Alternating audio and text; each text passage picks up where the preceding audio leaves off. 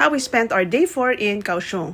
Since ang flight namin pabalik ng Manila is gabi pa, nagpunta muna kami dito sa Dragon Tiger Pagodas. So ayun, pumasok kami dyan sa loob kasi nga daw pag nag-wish ka, magkakatotoo.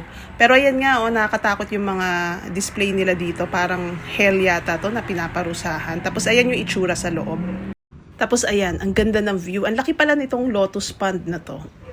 And then next, nagpunta kami dito sa Spring and Autumn Pavilions. May mga nagbebenta sa gilid-gilid ng mga souvenir, tsaka milk tea. Ayun, tinry din namin. At syempre, nakiuso rin kami ni Mother dito sa TikTok dance na to. Actually, ang init ng araw, kaya hindi na kami nakaikot sa buong Lotus Pond. Tapos, nag-dismissal na yung school sa tapat. Ang cute ng mga bata. Ayan, video namin. Tapos, nag-decide kami na kumain na ng lunch dito sa Kaohsiung Station. Ayan, ang sarap ng xiaolong pao nila. And then ito, binaon ko na lang papuntang airport.